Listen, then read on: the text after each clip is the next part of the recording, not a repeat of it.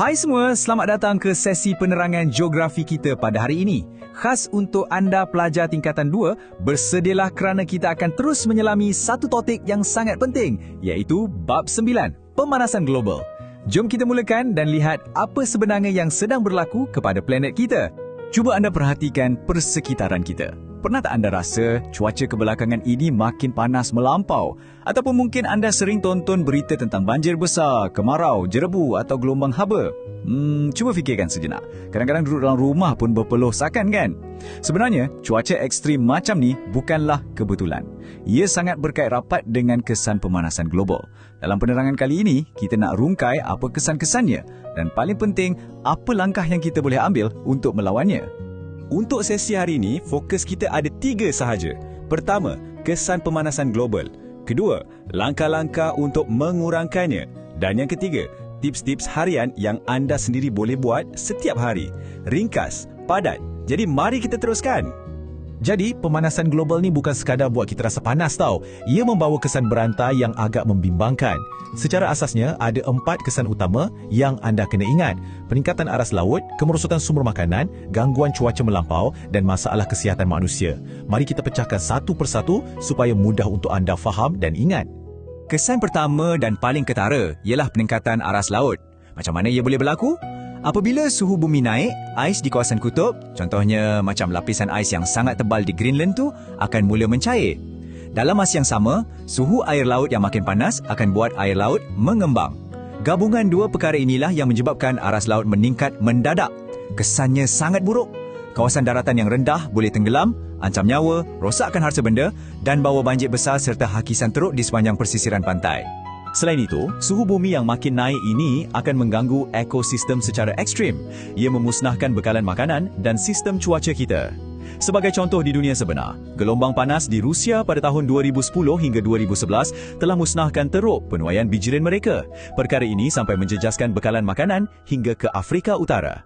Di Pakistan pula, cuaca ekstrim membawa banjir terburuk pada tahun 2010, menjejaskan hampir 20 juta penduduk dan memusnahkan terus kawasan pertanian mereka. Bila tanah dah tandus dan tanaman layu, sumber makanan dunia kita memang berada dalam ancaman besar. Poin yang sangat penting untuk kita sedar ialah pemanasan global ini boleh meragut nyawa. Ya, kesan keempat adalah masalah kesihatan. Gelombang haba ni bukan sekadar buat kita rasa rimas, tapi risiko mendapat strok haba dan dehidrasi itu sangat tinggi. Ia juga meningkatkan risiko penyakit seperti katarak mata dan kanser kulit akibat pendedahan sinaran UV yang melampau. Nak tahu betapa seriusnya hal ni? Pada April 2016 di India, seramai 135 orang terkorban akibat strok haba semasa cuaca panas melampau. Ini bukan rekaan tau, ini adalah realiti yang sangat menyedihkan. Okey, mari kita berhenti sebentar dan uji minda anda. Fikir sejenak. Berdasarkan apa yang kita baru bincangkan tadi, antara pilihan berikut, yang manakah merupakan kesan pemanasan global? Adakah A. peningkatan aras laut, B. pertambahan kawasan hutan, C. penurunan suhu bumi, atau D. pengurangan gelombang haba? Kunci jawapan anda sekarang. Kalau anda jawab A, syabas, anda memang fokus. Betul, peningkatan aras laut adalah kesan langsung daripada pencairan ais di kutub tadi. Pilihan yang lain tu memang jauh tersasar. Baiklah, sekarang kita dah nampak dan faham kesan buruknya. Jadi, apa pula penyelesaiannya? Masuk ke bahagian kedua. Mari kita bincangkan langkah-langkah untuk mengurangkan kesan pemanasan global. Semuanya bermula dengan satu amalan asas yang sangat mudah tapi berkuasa. Konsep 5R. Ia bermaksud rethink, repair, reuse, reduce dan recycle. Maksudnya, kita fikir dulu kesan pada alam sebelum beli barang. Kita baiki apa yang rosak, kita guna semula barang yang masih elok, kita kurangkan pembaziran seperti penggunaan plastik dan akhirnya barulah kita kitar semula bahan buangan tersebut. Bila sebut tentang recycle atau kitar semula, tong-tong berwarna macam ni mesti dah biasa sangat kita nampak di sekeliling kita kan? Caranya sangat mudah. Anda hanya perlu asingkan sisa harian ikut jenis. Kertas masuk tong biru, kaca di tong coklat dan plastik serta tin di tong jingga. Dengan amalan seringkas ni, kita sebenarnya dah berjaya kurangkan pelepasan gas rumah hijau dari tapak pelupusan sampah. Nampak macam langkah kecil, tapi pelan tindakan 5R ni bawa impak yang luar biasa besar pada persekitaran. Selain apa yang kita lakukan di rumah, kita juga perlukan langkah pada skala makro yang lebih besar. Pertama, kita patut bertukar daripada guna bahan api fosil seperti petroleum dan arang batu kepada tenaga mesra alam. Bayangkan kuasa suria, angin dan ombak, pastinya jauh lebih bersih. Kedua, pendidikan alam sekitar di peringkat sekolah sangat kritikal untuk wujudkan kesedaran awal. Ketiga, undang-undang kena tegas. Akta Perhutanan 1984 dan Akta Kualiti Alam Sekeliling wujud supaya alam sekitar tidak musnah atas nama pembangunan. Dan yang paling penting sekali, semua negara mesti bersatu. Anda tahu tak kenapa kerjasama antarabangsa ini sangat dititik beratkan? Sebab pemanasan global ni tak kenal sepadan mana-mana negara. Tiada satu negara pun yang terlepas daripada kesannya. Atas dasar itulah, perjanjian antarabangsa seperti Protokol Kyoto pada tahun 1997 dan Persidangan Perubahan Iklim Paris pada tahun 2015 diwujudkan. Kerangka antarabangsa seperti inilah yang menyatukan semua negara untuk merangka polisi potong pelepasan gas pencemar secara global.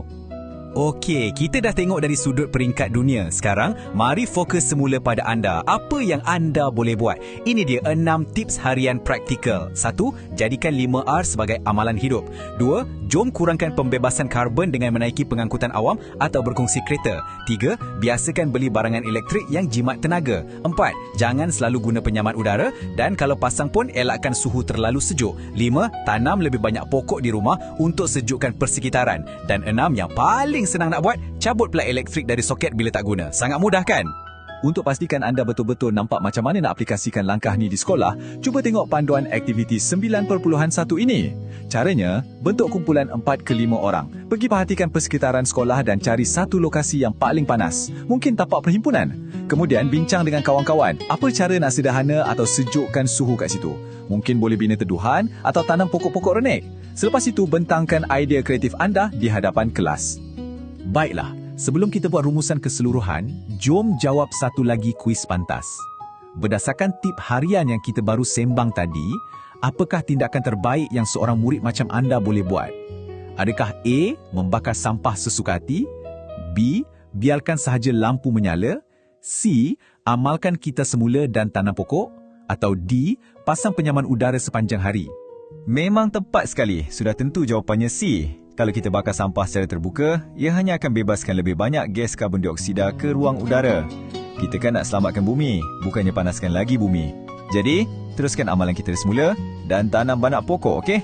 Tiba masanya untuk rumusan penerangan kita hari ini. Kesimpulannya, pemanasan global membawa ancaman yang sangat besar terhadap aras laut, sumber makanan, kestabilan cuaca dan kesihatan awam. Tapi jangan risau, kita pasti boleh melawannya. Bermula daripada amalan harian 5R, peralihan kepada tenaga hijau yang bersih, penguatkuasaan undang-undang, sampailah kepada permuafakatan negara-negara dunia. Yang paling magic sekali, tindakan peribadi anda di rumah tu sebenarnya mampu mencetuskan gelombang perubahan yang sangat positif. Dah sedia untuk uji tahap ingatan anda? Mari kita teruskan dengan sesi ulang kaji melalui kuis pantas berderet. Pastikan anda fokus tahu. Soalan 1. Apakah punca utama peningkatan aras laut? Jawapannya dah terang lagi bersuluh. Mestilah A. Pencairan ais di kawasan kutub akibat suhu bumi yang semakin memanas. Jangan hilang rentak, teruskan momentum anda. Soalan 2. Gelombang haba yang ekstrim berisiko secara langsung menyebabkan apa? Kalau anda ingat lagi kisah menyedihkan yang berlaku di India tadi, pasti anda tahu jawapannya ialah A. Strok haba dan masalah dehidrasi yang membahayakan nyawa manusia. Kita pergi ke soalan 3 pula. Ingat tak maksud konsep 5R yang kita tekankan tadi? Adakah ia berkaitan dengan bersukan atau menjaga kelestarian alam? Betul. Jawapannya B. Rethink, repair, reuse, reduce dan recycle. Pastikan 5 teras utama ini sebati dalam diri anda. Dan ini soalan penutup kita. Antara berikut, yang manakah tip harian paling berkesan untuk anda praktikkan di luar sana? Cuba ingat balik senarai yang dapat kurangkan jejak karbon?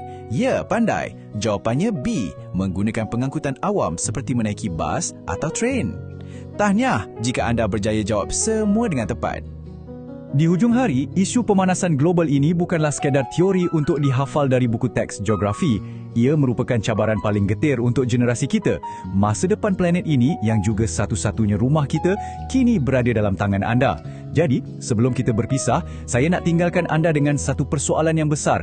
Apakah satu tindakan kecil yang akan anda mulakan pada hari ini juga demi memastikan keselamatan planet kita menjelang hari esok? Fikir-fikirkanlah.